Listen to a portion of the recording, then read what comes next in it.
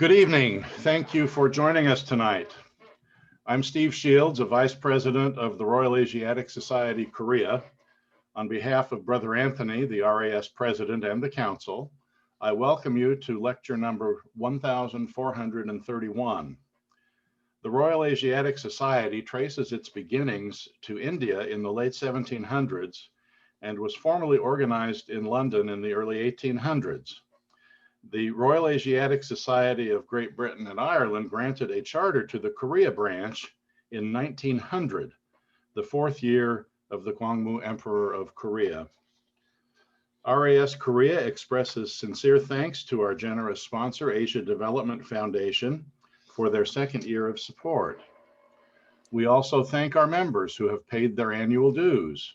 Your dues provide essential primary funding for RAS Korea, and we appreciate your support. Those in attendance tonight who are not yet paid members are invited to consider becoming a member. See our website at raskb.com for details. I'll be posting a link in the chat box in just a minute. For those who are visiting tonight, we suggest a one-time contribution of 10,000 won or $10. Full-time students may contribute 5,000 won or $5. Please refer to the donation page on your screen for information on how to do the PayPal or bank transfers. I will also post this information in the chat box in a few minutes. We are delighted to have with us tonight Mark Caprio, who will tell us all about Lieutenant Colonel Willis Bird. Bird flew to Seoul on August 18th, 1945, 3 days after the Japanese surrender. In the months leading up to his mission, Bird had been involved in the ambitious Eagle project that trained Koreans for, quote, irregular warfare, unquote, tactics to be conducted behind enemy lines on the Korean Peninsula. Lots of questions surround Bird and his mission to Seoul in 1945, and Mark will fill us in on all of those interesting things. After the lecture, we'll have time for questions. So be sure your mics are muted, your cell phones are on vibrate or something, and we'll turn the time over to Mark. Okay. Well, thank you, Steve, for a nice introduction. You practically gave my whole speech, so maybe we can just go right to questions. I'm talking from Chuncheon. I've been here since April and on a sabbatical at Haram University. And I've been working on this research for about 10 years or so. This is one of the more interesting stories that pop up when you do long-term research. I have a list of sources that I wanted to acknowledge, but we're having problems having screen sharing with my PowerPoint, so I apologize for that. But I want to recognize Mao Chun Yu's book on OSS in China, and this is, I think, where I first learned about Willis Bird and his adventure into Seoul right after the Emperor's speech on August 15th. A few other sources that I could share with you if you're interested in this research. I was going to introduce a few characters with their pictures to sort of set the stage for this. I will just give their names and give them a brief introduction. But first, there's William Donovan, who was the director of the OSS, the Office of Strategic Services, that began in 1942. I believe it was March. And he's the sort of guy that's very optimistic. We'll talk about him a little later. And one person described him as a man that would see an oak tree if he's visualize an oak tree from an acorn. And then there's Carl Eifer, who was a colonel, a captain, I think, in the OSS. He's the cigar munching director of a program that first began in Burma, 101 Detachment, it was called Detachment 101. And then he was the one who began these special services or these unconventional tactics that became part of the Eagle Project. Then there's Millard Goodfellow. He got together with Sigmund Rhee and they started talking about using Koreans for these operations. And he was with the OSS, so I'm imagining that he brought the idea to Donovan's attention, and then they got the ball rolling. Kim Koo introduced, or he gave over the soldiers that were trained to be trained for this mission, and so he participated in another number of I don't want to call them state visits, but visits with important members of the Eagle Project. They have pictures of it. Carl B. Sargent was the trainer. He's a sort of a very most efficient person in this group. All the others I see is opportunists, but he gave very thorough reports on the advancement of the project. And so he was probably the most competent person in this sense. And there's Yi Pong-sok, who was the very talented general who trained from the Korean side. He was very well, we'll see him as a very well recognized person by Sargent.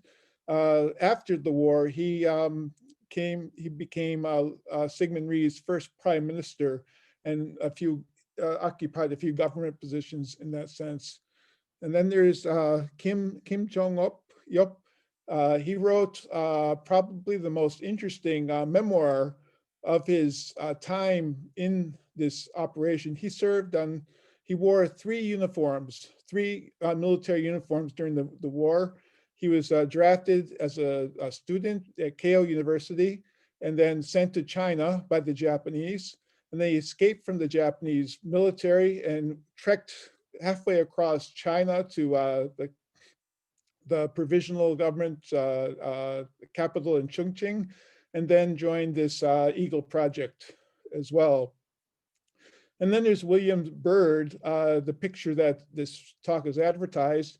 Unfortunately, there's two Americans in the picture, but I don't know which one is William Bird, but he's one of the two.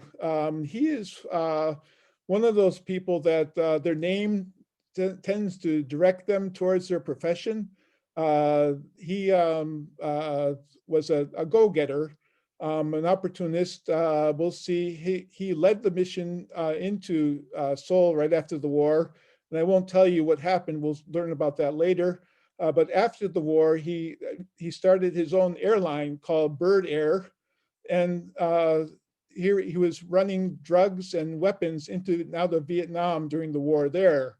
And so he's quite a character. I read his obituary and the comments on that, and they were very kind to him there, but he doesn't come across as somebody that was so kind during the war at this time. His orders, get his orders here. I'm going to read them to you. You are going under the general authority of implementing the Eagle project and reporting back conditions as you find them. One of your primary missions will be to assist in the controlling, care, and evacuation of prisoners of war. You should therefore, upon your arrival, make every attempt to contact the senior Allied officer in the prisoner of war camps in your vicinity and instruct them to remain in position and await further orders. Then under that it read, under no circumstances should you accept surrender from any Japanese forces unless specifically ordered to do so at a later date. This becomes rather important later in our talk. And so he was in Xi'an, in the middle, not the middle of China, but in the interior, and where they were training for the Eagle project. And he flew to Seoul to start his mission. It's about 1,200 miles, and it takes 800 gallons of 102 octane gas. This will become important later. His first attempt was on August 16th, and that was aborted because there were reports of kamikaze attacks in the area. And also there was reports that the Koreans were rioting in Seoul, and it wasn't an opportune time to go. He flew back, he was halfway there, he flew back, and it seems he damaged the wing in his plane. And so they found a new one by August 18th, and he flew successfully into Seoul. He had between 22 or 23. The records are sort of hard to follow.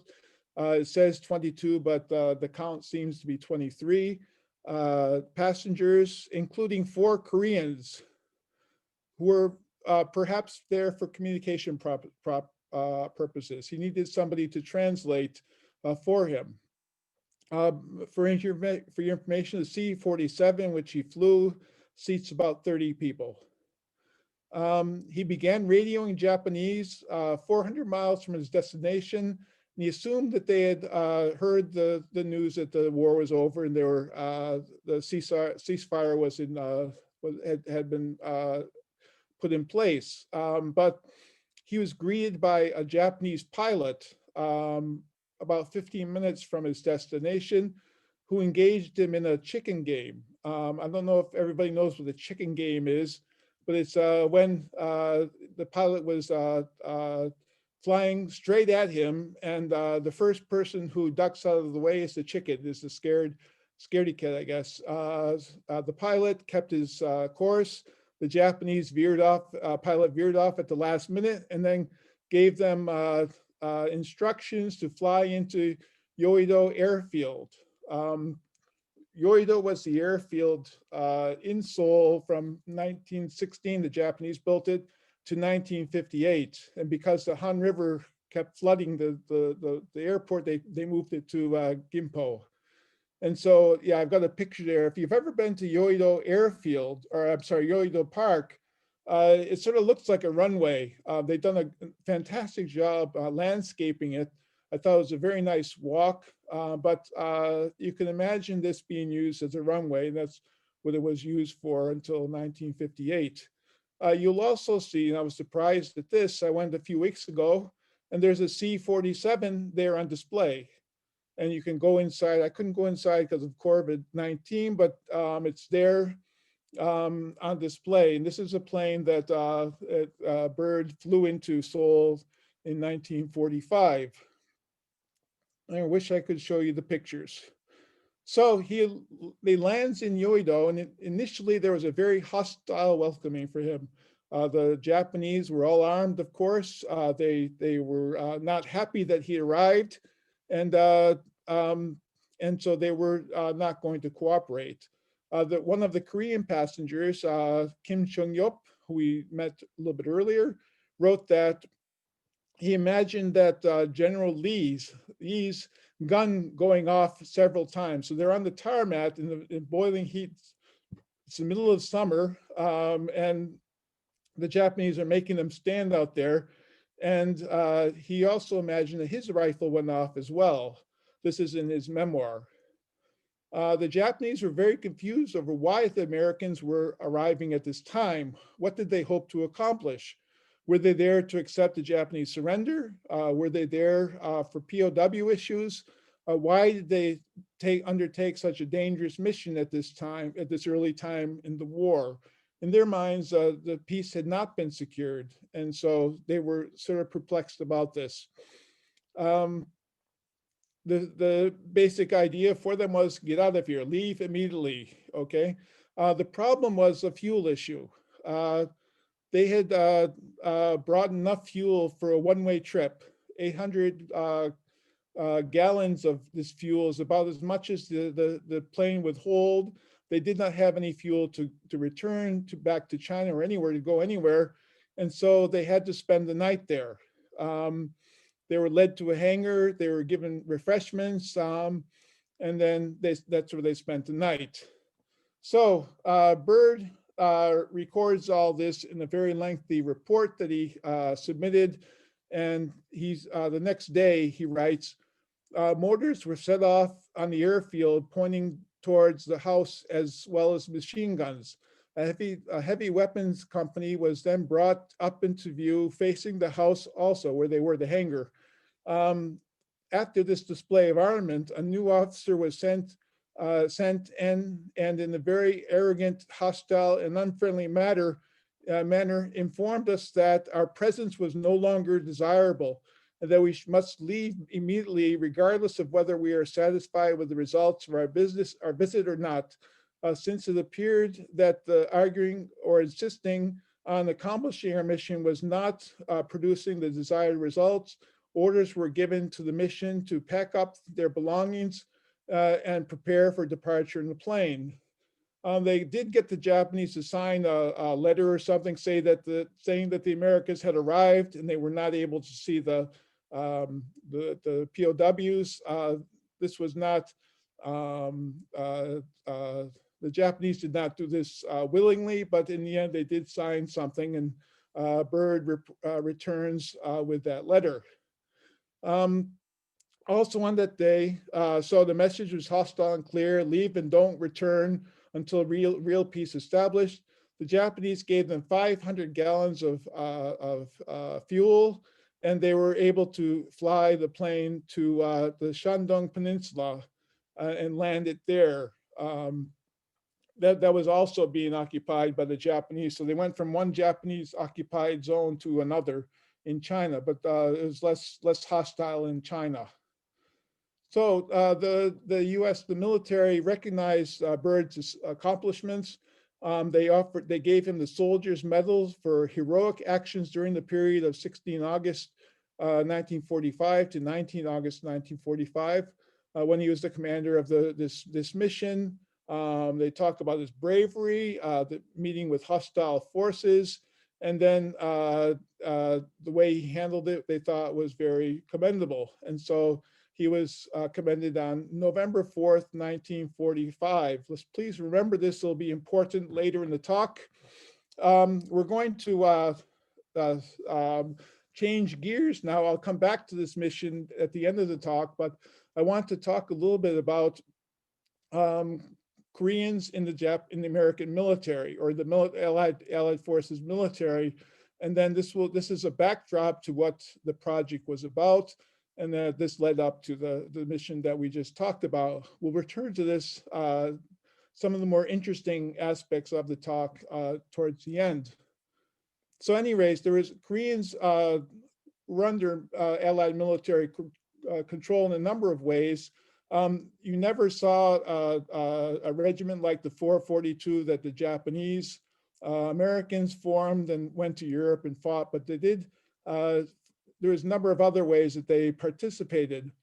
One was enlisting Korean Americans. A number of Koreans, the Korea Independent, which was a newspaper published in Los Angeles, reported that of all minorities in the United States, the Koreans were best represented, and so in far as numbers. And so if you go to the newspaper, you can find it at UCLA's library.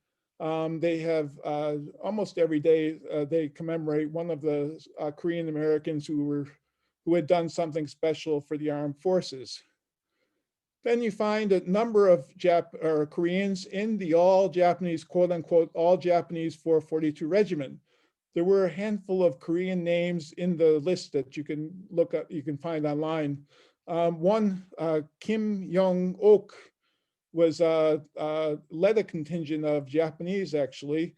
And I have a website here that they offer an interview. He's passed away since then, but he left an interview of his experiences on this 442 regiment, which I found very interesting.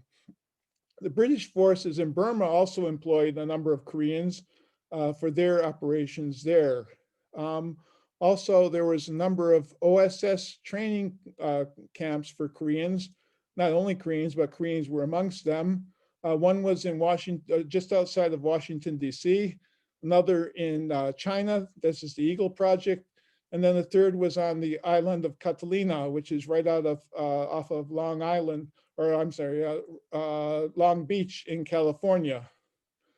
We'll talk about these last two operations in a little bit.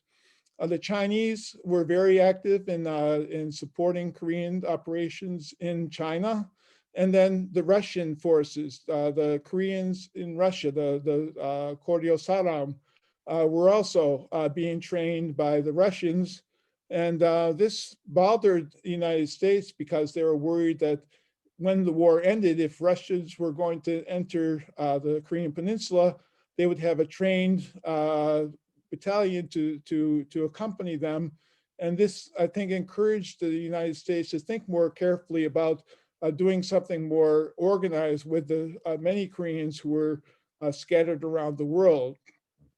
In fact, in 1945, April, I've got the citation here, but there was a state, state, war, Navy coordination committee formed, and they wrote a report called Utilization of Koreans in the War Effort. This was published in April 23rd, 1945. If you're interested, you can email me and I'll send you the source, the citation. The motivation behind this report was partly due to the efforts by the exiled Koreans around the world, in China and in the United States, often by members of the Korean Provisional Government. And they were taking the stand that in 1882, the treaty between the U.S. and Japan, U.S. and Korea, stated in Article 2, I think it was, that each would use their good offices if the other came and was being oppressed by a foreign power. And obviously, at this time, the Koreans were very worried, perhaps of Japan or maybe even China. And I don't think there was the U.S. expected the Koreans to go to help the United States if, say, Mexico or Canada invaded them or whatever. So at any rate, the United States obviously didn't do anything in 1905, and the Koreans reminded them of their breaking this treaty numerous times, and Americans started to do the same thing. And so perhaps this was part of the motivation to look into how they could help the Koreans now at this time. The KPG was also interested in the U.S. helping the Koreans fighting in China, helping them through the Lend-Lease program, which lent, quote unquote, military equipment to powers fighting the Axis powers. And so Britain was a big recipient of this. The problem with this is that there was two conditions. First, Korea had to be recognized as a vital interest of the United States, and this was questionable. The second one was the KPG a legitimate government, and they didn't recognize the KPG as a government, and so they ruled that the Koreans were not entitled to this Lend-Lease. Now, there was another liberation movement, the Free France movement, who did receive some aid, but indirectly through the British, not directly from the United States. Points of this report, first, the question that it asked is it potentially advisable and militarily feasible to utilize Koreans in the war effort against Japan? If so, what form should such utilization take? It argued that there were thousands of anti-Japanese scattered around the world, Koreans, including POWs in the U.S. State of Wisconsin and in Camp McCoy. We'll see that one of the projects borrowed some of the inmates there and used them in the effort. Why would they be used? First, there was a propaganda advantage. Koreans fighting the Japanese would be an incentive for Koreans in Korea as well as in Japan to rise up against the Japanese. The second was the Soviet efforts to form their own battalions. They felt they had to match this with their own supporters of Korea, Korean supporters to have the counter effect. Then they felt that there might be a need for loyal Koreans for the after-war occupation, post-war occupation. It would be a good idea to start training them during the war. And then there's also, as we mentioned before, there's already Koreans being used in the war effort. It wasn't as if there was something new to use the Koreans. They were already participating and doing quite well. And so these were the positive points. They concluded that it's highly desirable to tap this resource, but, big but, they must be kept under US control. So in other words, they were not going to give the Korean forces in the Korean Liberation Army weapons and say, take them and do your job. Anything they were going to do would have to be under US control. The US would have to train these people and work with them. And then these military forces must not be allowed to support a particular group of Koreans. In other words, they did not want to, or at least the State Department and the War Department did not want to field or support a military that was loyal to, say, the KPG or the leftist groups.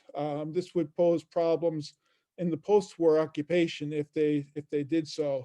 And so these were two very strong conditions that the report concluded with. The OSS took a more, how should we say, liberal approach to using not only Koreans, but exiled peoples in general. It was formed from June 1942. This is the OSS was the precursor of the CIA. We'll see how that ended at the end of our talk. Again, the director was William Wild Bill Donovan. He was described as an irresistible optimist, the power to visualize an oak when he saw an acorn is what one person said about him. His idea was to win the war and the hell with the rest of it. His job ended when the war ended. He was not interested in any of the post-war peace and occupations and things like this. This is where he differed from the State Department. The State Department had to look at both sides of the war, whereas he just said, okay, my job is to win the war and then I'm through. And so he took a more liberal approach to who he dealt with. For example, the OSS had very good ties with Ho Chi Minh in Vietnam and the Chinese communists and people like that. They approached the Koreans when State Department and War Department kept them at arm's length. He stepped on toes. He had very bad relations with the FBI and the military because he was actually, this was something new in the United States. The British had their spy organization, and that was sort of what they modeled it on. But the other areas of the branches of the military saw this as a threat to their territory, and they really didn't want to cooperate with him. So the OSS Koreans and unconventional tactics, or tactics that the military wouldn't dream of using. These began very early after Pearl Harbor. The first plan was by an Underwood and Larson. I'm pretty sure the Underwood is a Horace G. Underwood. Which Horace G. Underwood it was, I'm not sure, but there was one Horace G. Underwood who was trained in Colorado to learn Japanese, and I'm pretty certain it was him who collaborated with his plan with, I believe it's an Emmanuel Larson. They don't give the first names, but they devised a plan to organize revolts in Korea and Manchuria. Larson was a Chinese specialist. This was deemed as impractical because many Koreans, quote unquote, were sympathetic to Japan and are used as special police. It was at the Kempe type, perhaps, in Korea and Manchuria. And so the evaluator of this program didn't think highly of using Koreans for this purpose. Any rate, it was a beginning. The second stage of this was the Olivia Project in January 1942. This sought to train in sabotage operations to loyal native residents of Japanese occupied areas, presumably the Koreans as well. Joseph Stilwell, General Stilwell, thought this would be would not be feasible because of similar problems. Perhaps in India, if they trained Indians to do such operations in Burma, it might work, but elsewhere, he didn't think it stood much of a chance. Highly undesirable, he said. The plan was improved on by Carl Eifer in April, and from there, a project evolved. In October 1942, Sigmund Rhee and Goodfellow got together and sort of worked to make the plans workable, feasible. And so Goodfellow probably took the plan to his boss, Donovan, and eventually got going. But their plan was to use Koreans in espionage and sabotage activities inside Korea. I don't know what happened between 1942 October and 1945. I haven't found any documents on that. And so I keep searching. The next, there's two projects that evolved from this, the NAPCO and the Eagle projects, both basically having the same purpose, similar tactics, but a little bit different. And I've got a picture of the boat here, so I'm going to get rid of the boat so I can read it. But they used, we'll talk about the boat in a minute. Both these projects began in 1945, early 1945, and they were both designed to train teams of Koreans to go behind Japanese lines and commit acts of sabotage and what they might call unconventional operations. The difference in these two were that the NAPCO project envisioned sending Koreans by the sea to infiltrate the peninsula, and the Eagle project had them being parachuted into the Korea through the air. I had a picture of this two-man boat that they designed for the project, especially for the project, and I won't be able to show you that, but if you go online, you can easily find it. It's called Submarinables or something like that. I can't read, it's kind of small here. The other difference was that NAPCO had them trained in the United States, in Catalina Island, and the Eagle had them training in Xi'an, in China. And so their populations were different. The NAPCO relied on Korean Americans and POWs in Wisconsin. So they devised a plan where they would escape from the prison of war camp.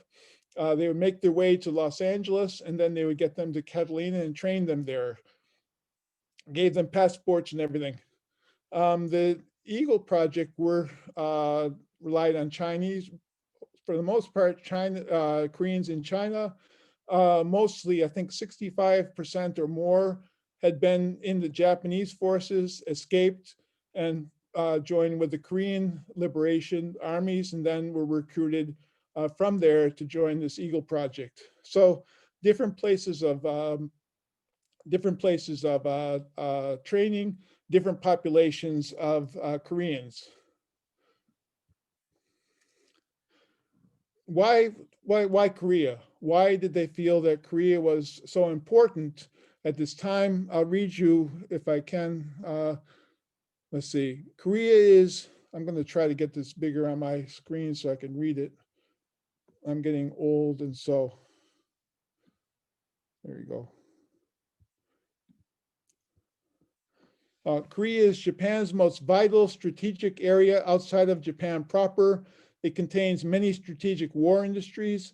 It is a staging area for military operations in Manchuria, North China, and Southeast Asia.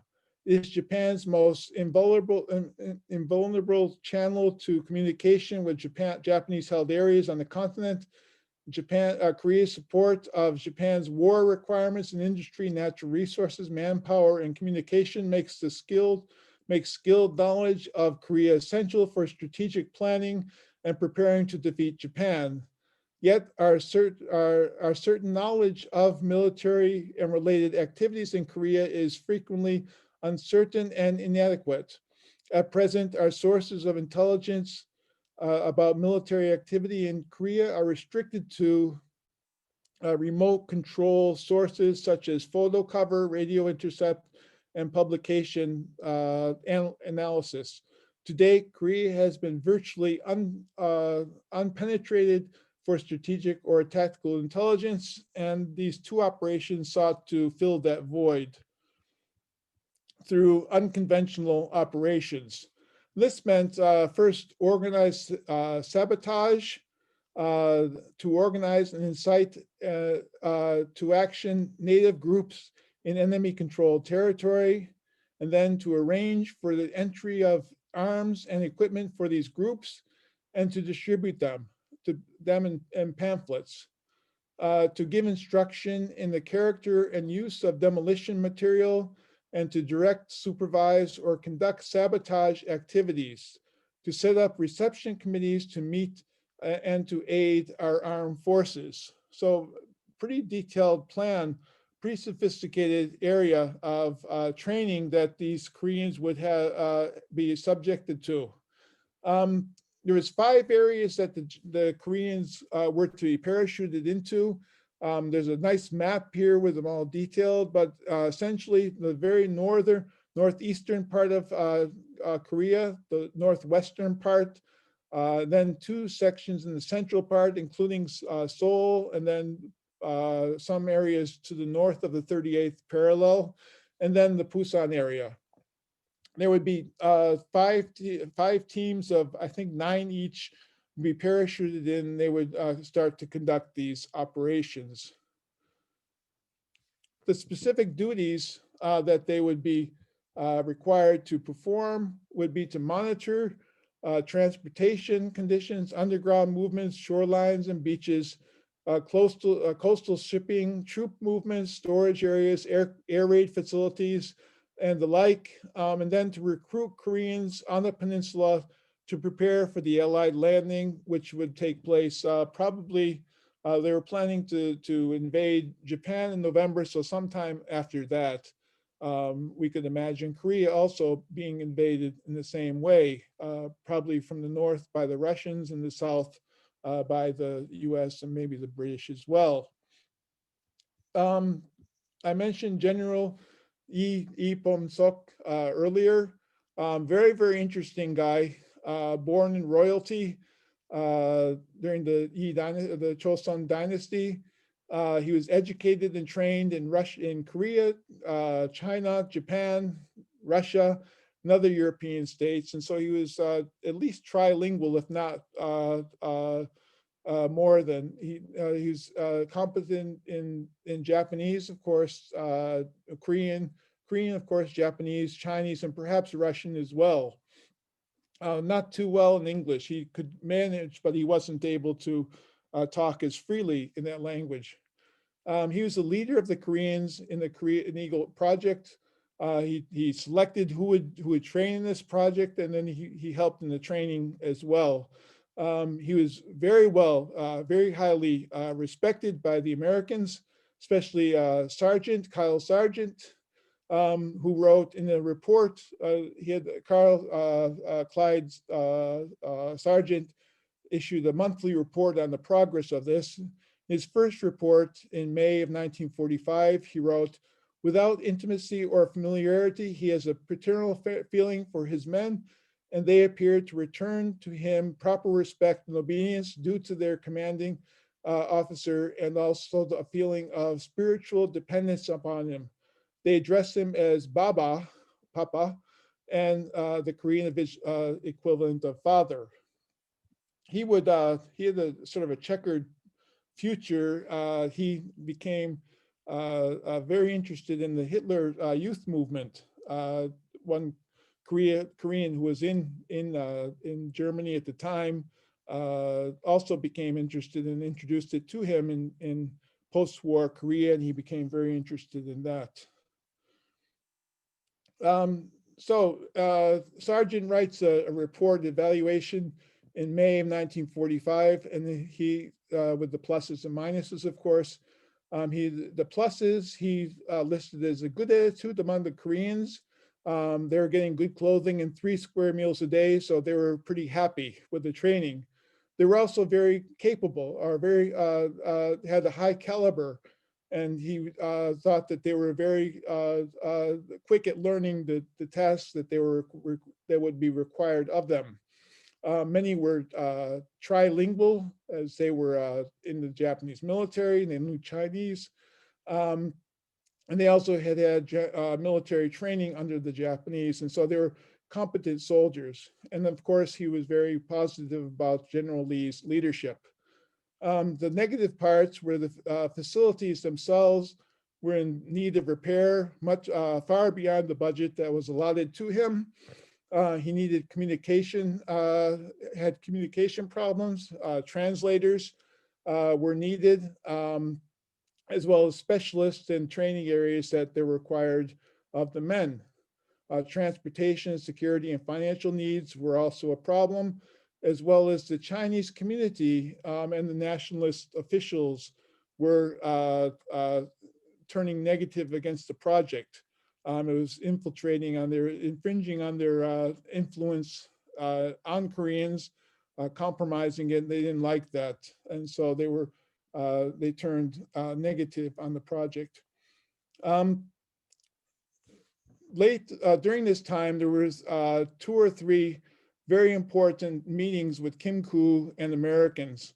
I had a picture here that I think illustrates one of the meetings, but they hung flags to represent it as almost a state meeting. Sargent went in April of 1945, where he collected the men to be trained. It was not a planned visit. He was talking with General Lee about the project, and then General Lee suggested they go see Kim Koo. And so it's sort of impromptu. Kim was dressed in the Chinese robe, not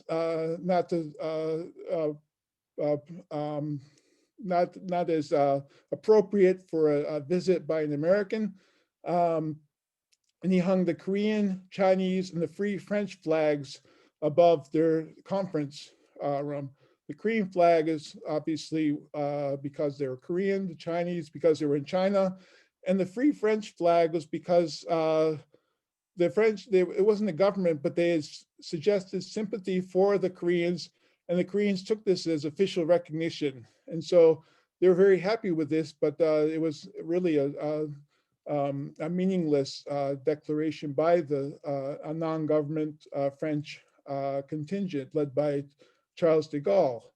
The meeting was not long, it was only 30 minutes.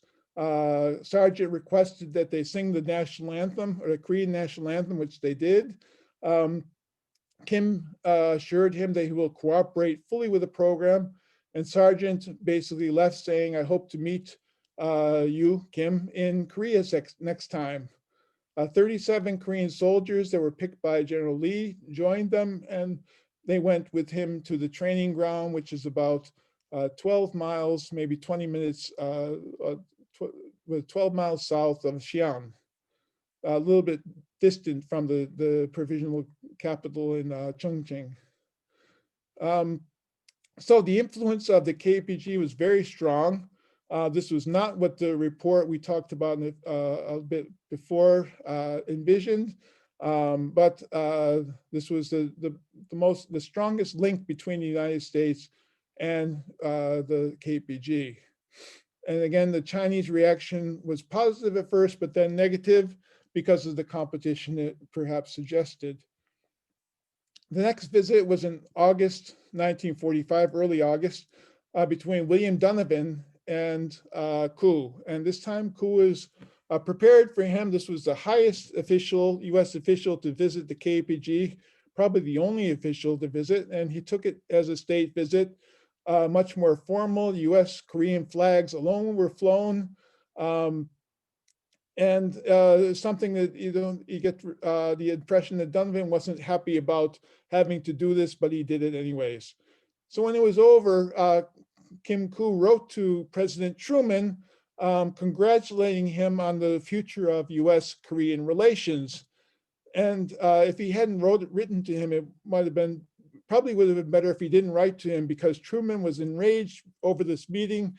He took, he really turned on Donovan. And I don't think this was the reason that Truman wanted to replace the OSS with the CIA, but it surely didn't help the matter. So Donovan's, the future of Donovan was wasn't very bright because of this, and probably for other reasons as well. So the Japanese surrender before either project could be put into place. The NAPCO is ready to send its first team to Korea.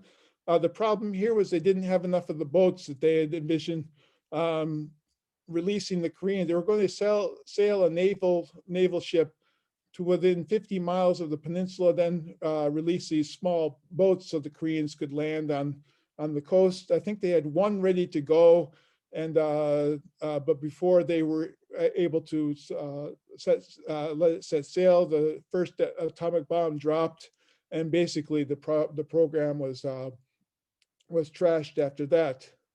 The NAPCO POW participants were returned to Camp McCoy and then rearrested for carrying false passports. The false passports, of course, were a gift of the OSS, but I guess they couldn't reveal that or something. Then they arrested them for having false passports. The Eagle project was in limbo.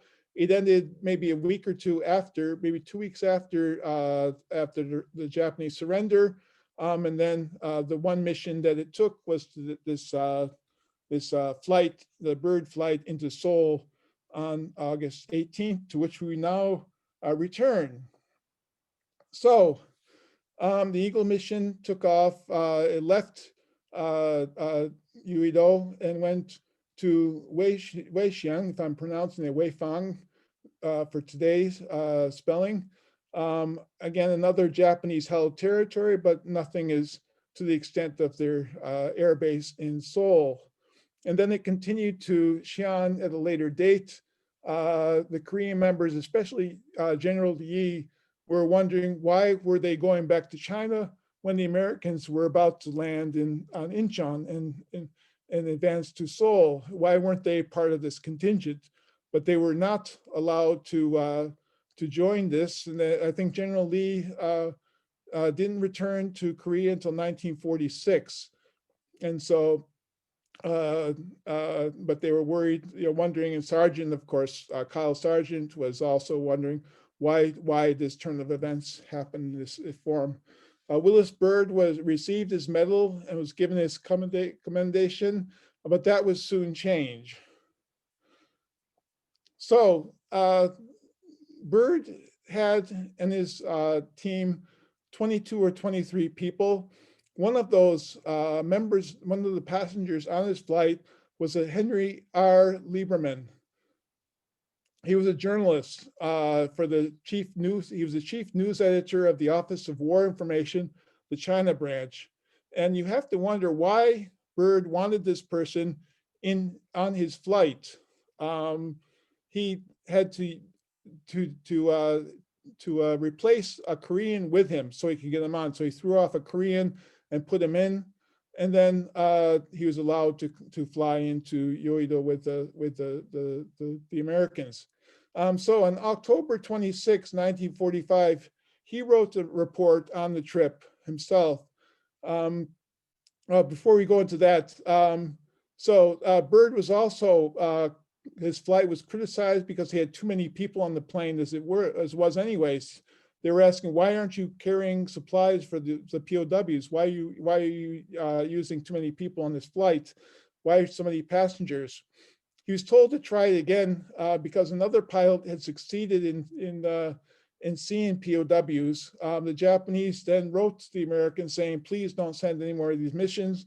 We will not cooperate, blah, blah, blah. And so To my knowledge, Bird never repeated his flight into Korea. So Lieberman's article appeared in October 26, 1945. It told part of the story that Bird left out of his report for obvious reasons. So he challenged the heroics of the mission. He didn't eliminate them, but he added to them. His headline was "Yank Rescue Team Cursed and Whined by Japs in Korea. Allied Mercy Crew had an odd experience at airfield." Okay, and then under that he wrote, "The Japanese entertained the Americans with beer, sake, and Japanese songs. Flight officer Edward McKee of Durant, Oklahoma said, if someone had told me 2 weeks ago that I'd be in a setup like this, I would have turned him over to the local farm, crazy farm." Then, during supper that night, the Japanese were quite convivial. After singing Japanese songs, one asked, "What is the American Air Force song?" Led by Captain John Wagner of the Air Transport Command from Grand Island, Nebraska, the Americans let loose with a chorus of "Off We Go into the Wild Blue Yonder." The Japanese beamed and beat time on the table with their fingers. After the Americans finished, the Japanese sang their Air Force song, "The Fighting Wing." And so he included this into his report, his article that appeared in a number of newspapers. And Bird was charged with fraternizing with the enemy. I don't think his medals were taken away, but he was reprimanded for these actions as well. The Koreans' view, when I was reading this, I was wondering what were the Koreans thinking? Well, the Americans just 3 days ago were at war with Japan. Now they were singing flight songs and drinking beer and sake together. And I was wondering what did they think until I read, and when I read Kim Jong-yup's memoirs of this time. Now they're written in 1989, so that's a distance from it, but he writes that during this time, he convinced one other Korean to enjoy his first drink ever. The guy never drank before, saying the war's over, you have to celebrate. Then he talked to Koreans on the base about how to prepare for the arrival of Koreans who will be joining the American team when they come to occupy Korea, and what they should do to prepare the people. And then he joins in his own sing-a-thong with the Japanese. The war is over. Let's start thinking towards the future was his attitude. And so he sang songs with them as well. Now, is this an abnormality or a sign of change is the question, I think. The purpose perhaps of this. The war was over, but wasn't Japan still the enemy? At least in their minds, they had to put a show of being the United States enemy. We also have to consider that you have strained relations emerging with the Soviet Union, at least by the time of Germany's surrender, if not before. And a new president, Truman, replaced FDR. FDR had the vision of working with the Russians, and you have to wonder if Truman had that vision. Did the people around him? What were the people around him saying? FDR really didn't think much about except for his brain. His brain there, he didn't think of what other people thought. He had his own views. Truman was not like that. You also had from December 1944 a change from Joseph Gru's appointment as Undersecretary of State. Gru had the idea that Japan, amongst Japanese, there were some bad Japanese, but if you just clear away these bad branches and let the good branches grow, Japan-American relations will return to where they were before the war.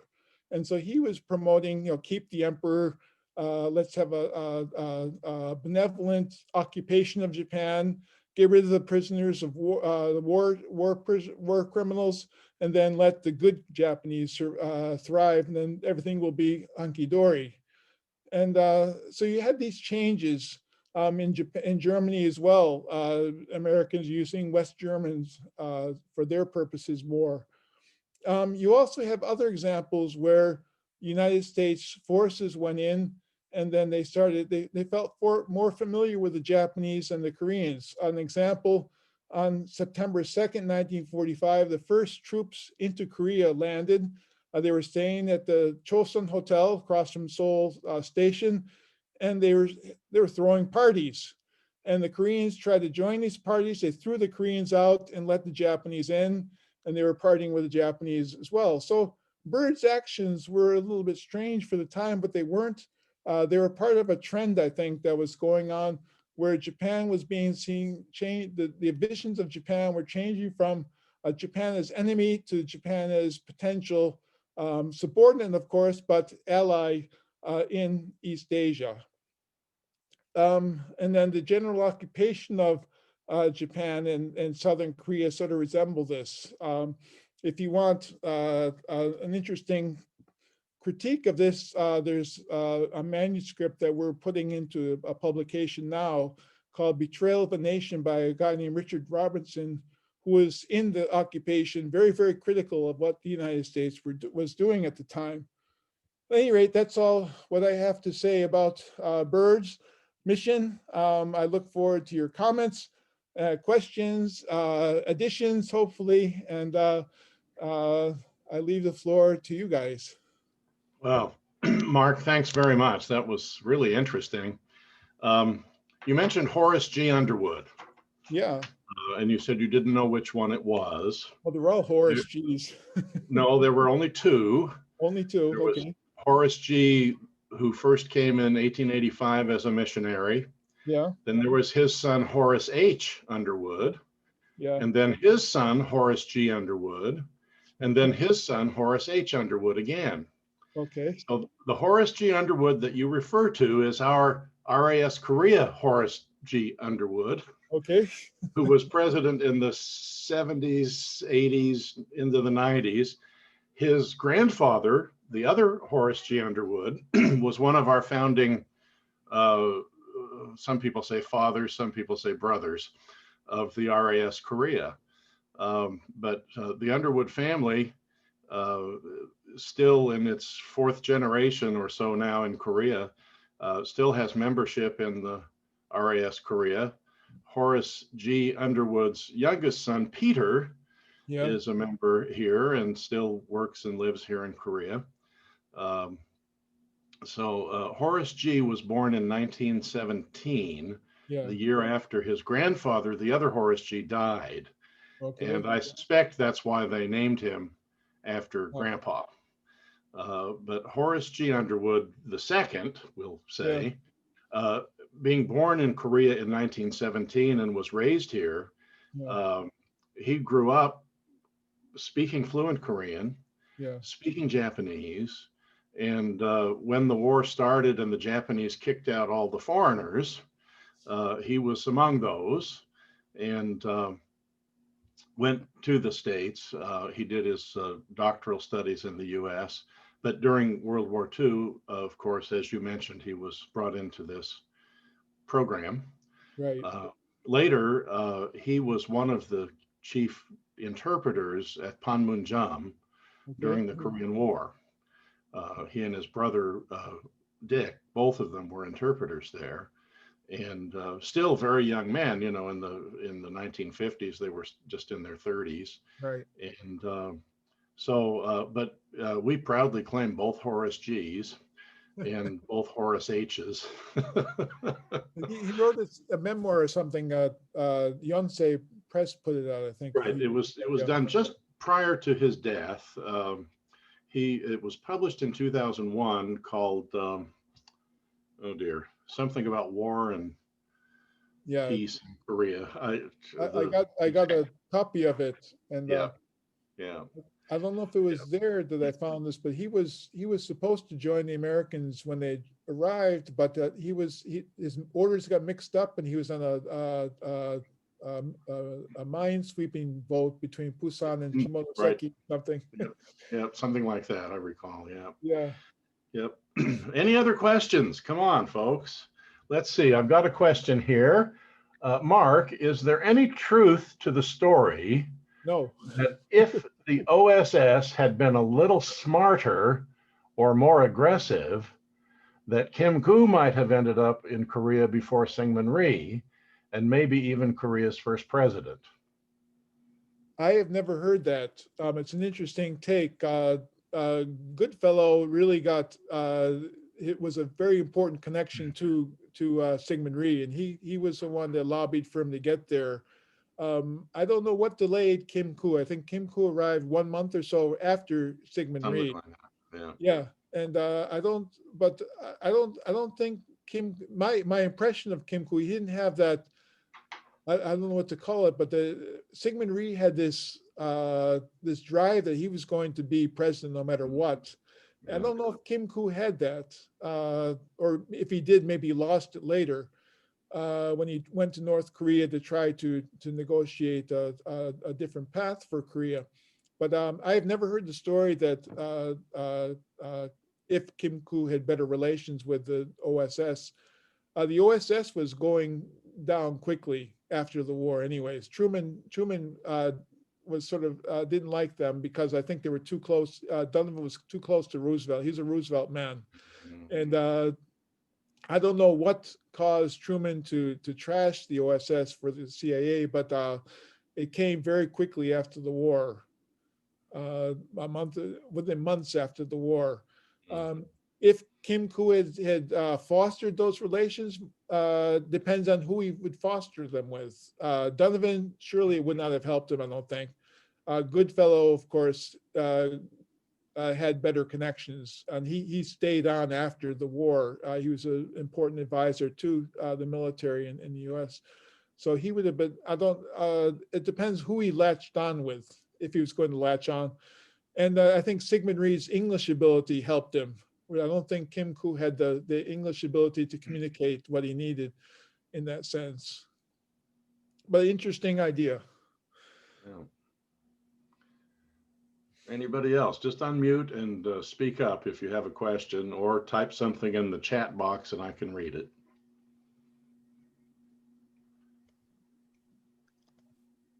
What was the mission exactly for the POWs? It was So they were trying to find people that would support the U.S. cause, but were also legitimately anti-Japanese enough to go to battle them, and they got the idea that the POWs, amongst the POWs, they would find such people, and so they had a loyal Korean go up there. He actually impostered the POW. He sort of slipped him into the camp, and he was collecting information from the POWs to see which POWs would be appropriate for the mission. And of them, I don't know how many there were, but they selected a number of them and engineered their escape in somehow, and they got them to Los Angeles to start their training. okay, so that's interesting. Though I was actually talking about the August 18th visit for the Allied POWs. I'm sorry. Yeah, Were they yeah. just trying to make contact with them to check on them? Well, by his, I'm sorry, wrong POWs. Interesting though. I didn't. Yeah. Well, the mission was to bring them apparently to bring them supplies, which Bird didn't. He took up the space with human cargo to basically give them encouragement that help is on the way. And I don't think that they were planning on leaving Japan or Korea. They were going to stay and work with the POWs then and secure the release, making sure they were okay, first of all. Another thing, there's 5 POW camps on the Korean Peninsula, 5 or 6 POW camps. It seems that they were not Americans though. It seems most of them were British and different nationalities, but I need to look into this further, but I don't think there were that many Americans there. Of course, Americans might not have known that. They saw POW camps and they thought, probably some Americans, but anything that he could do to ease their transition from prisoner to free person, I guess, was his mission. Okay. Yeah, there were, I mean, yeah, I think there were technically 5 camps, really basically 3 in Incheon, Seoul, and Hungnam. Uh-huh. But the initial POWs were after the fall of Singapore, British and Australian, but Yeah. there were Americans who came later from the Philippines, but comparatively fewer. Yeah, well, you're right. Fewer than that. But I think anything that they could do to first ascertain that they were safe. The Japanese said, yeah, everything's okay, they're all safe, don't worry about it. But to see them, to make sure that with their own eyes that they were okay, to bring supplies to them if they could, and things like this. Just to give them encouragement. I think that the war is over, you guys are going to be free soon, and we'll take care of you. Okay. And who was it? I was just curious. Was it An Ho Sang who introduced Ibam Suk to the Hitler Youth? I forget his name. It's on another project. I'm working on this this book. We're trying to put Richard Robinson's manuscript that never got accepted, and then Mark Gin's book on Japan Diary. He's got about 100 pages on Korea. So we're trying to marriage them into one volume, and put that out. And so I think Mark mentions this Korean. They both mention a Korean who was very close to the German Hitler movement. And then Richard Robinson notes that Ibong Sok also latched on to that idea as well. But I forget the guy's name. I could look it up, but if you're interested, it's in the manuscript, and so I could get it very easily. In fact, I was going to look it up for this. Thank you. Never. Oh, sorry. Go ahead. You never. Oh, yeah, I was just going to say, yes, I've read Mark Cain's book, but I hadn't heard of Robertson's books. That sounds really interesting. I look forward to that. There's 2 manuscripts. One's at Harvard and one's at Georgetown. And John Merrill, there's a letter by John Merrill who wrote to Richard Robinson asking for permission to read it, and then to allow the Harvard Yenching to put it in their library. And that's where I think I found it. And then I read it and Xeroxed the whole thing. And then Frank Huffman and I are editing it. And he's got some publishing gig that it'll be out early next year, I think. Great. Yeah. Soft cover, $20, $20 to $30, he says. Not Rutledge. Not Rutledge. This Hitler Youth connection, many of us from the US, perhaps Canadian perspective, who were fighting Hitler and Nazism, tend to be a little bit chagrined sometimes when we hear key Korean figures being somewhat positive towards Hitler. So this royal family member being interested in Hitler Youth, that was only natural, since Japan and Germany were allies during the the war years at least, and maybe earlier. I had a lady in my congregation in Yeonidong in Seoul who, as a young child in elementary school and middle school in Seoul, under the Japanese rule, was taught to admire Adolf Hitler. And she had great admiration for when he stood in front of a crowd and could speak so passionately, and he stood straight and tall. He was the epitome of wonderful Western leadership. And she made a comment to one of our denominational officers from the US one time, who in her mind was also a good leader type of a person. And she commented to him in English. She said, "Oh, Mr. Sheehy, you remind me so much of Adolf Hitler." And Mr. Sheehy was not pleased with that sort of a typification until I had to roll it back and explain to him that context out of which she was speaking. She was not saying a thing about what Americans thought of Adolf Hitler. Something entirely different. So this royal family member who found in Hitler Youth perhaps a way to engage young children, teenagers, in something that, for all intents and purposes, was rather exciting and gave them a purpose and a belongingness.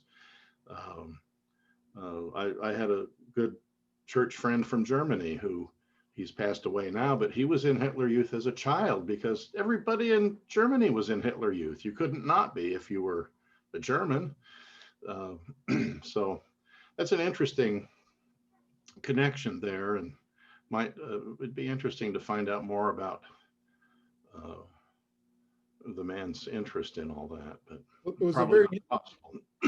indirect connection. He got it through this Korean who was in Germany at the time. And so Yeah. it wasn't as if he was seeing it firsthand. Yeah. Right. And Yun Ji-ho had some nice things to say about Mussolini for a while too. Oh. In his diary, I think I remember a few instances about how his respect for a Mussolini type. I'm going to suggest everybody take a quick look at the chat box. You can open that up by going to the bottom of your screen and clicking on the button that has the little bubble and chat. Adding up here, I wonder if this is. A couple of folks have added some links there. There's an article, Here's one, yeah. a newspaper article about Bird's mission being wined and dined or whatever, and leaving with 500 gallons of fuel. And then there's another one about the Japanese-run POW camps in Korea. It was in a previous RAS lecture, and he's given us the YouTube link there. No. So that's thanks, Jacko, for that behind-the-scenes work. I don't see anyone seeking the floor vigorously. Brother Anthony, do you have anything you would like to say in closing?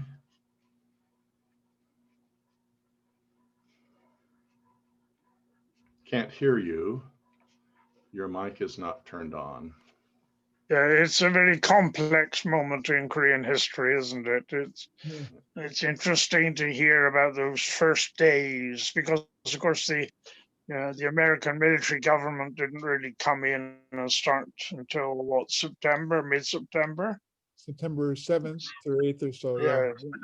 So what happened in August was, very much sort of trailblazing, and must have been terribly uncertain about what was going on.